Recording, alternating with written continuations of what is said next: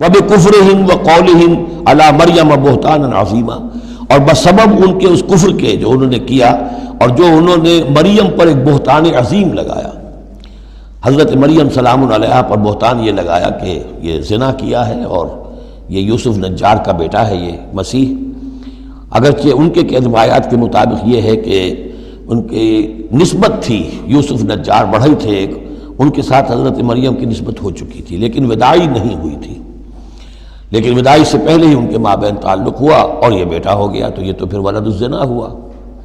یہ تھی اتنی بڑی بات تھی جو وہ کہتے ہیں، اور اس کو باقاعدہ پکچرز بنا کے امریکہ میں چلاتے ہیں، سن آف مین، تم جسے سن آف گاڈ کہتے ہیں وہ سن آف مین ہے۔ اب سن آف مین جو ہے اس کو سمجھ لیجئے کہ اس کا مطلب کیا ہوا، پھر آؤٹ آف ویڈ لاک ہی تو آخر ہوا نا، اس کا جو پیدا ہوا اگر حضرت مسیح تو وہ صحیح جائز ولادت سے تو نہ ہوا، اگر انسان کا بیٹا ہے۔ بہرحال اتنے بڑے بڑے بہتان لگائے۔ وَبِكُفْرِهِمْ وَقَوْلِهِمْ عَلَى مَرْيَمَ بُهْتَانًا عَظِيمًا وَقَوْلِهِمْ إِنَّا قَتَلْنَا الْمَسِيحَ عِيسَى ابْنَ مَرْيَمَ رَسُولَ اللَّهِ، اور بسبب ان کے یہ کہنے کہ ہم نے قتل کیا مسیح کو، عیسیٰ ابن مریم کو، رسول اللہ، اللہ کے رسول کو۔ یہ رسول اللہ ان کا لفظ نہیں ہے، یہ اللہ کی طرف سے سائن آف ایکسکلیمیشن کے ساتھ، اچھا ان کا دعویٰ یہ ہے کہ انہوں نے اللہ کے رسول کو قتل کیا، جبکہ رسول تو قتل ہو ہی نہیں سکتا۔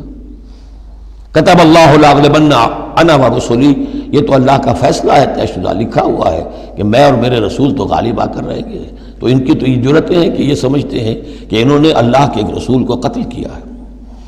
وما قتلوہ وما صلبوہ، ہرگز انہوں نے قتل نہیں کیا، نہ اسے سولی دی،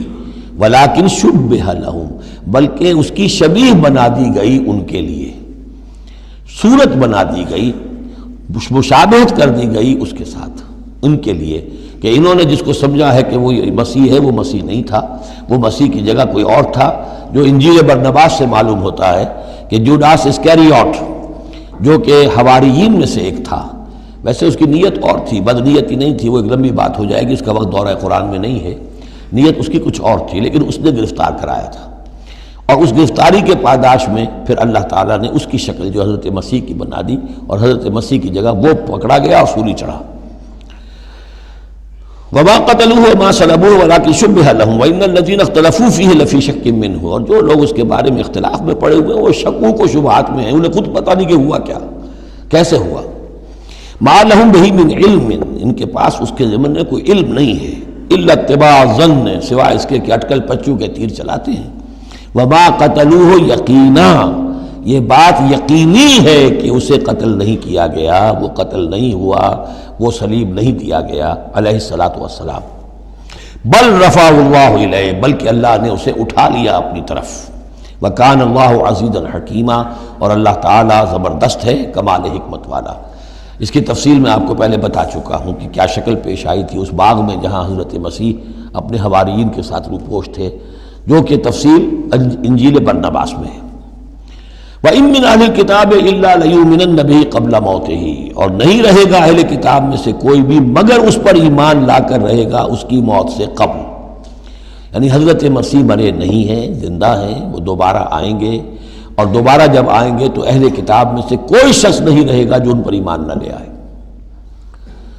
وَيَوْمَ الْقِيَامَةِ يَكُونُ عَلَيْهِمْ شَهِيدًا، اور قیامت کے دن وہی ان کے خلاف گواہ بن کر کھڑا ہوگا۔ یہ خلاف گواہی وہی آ گئی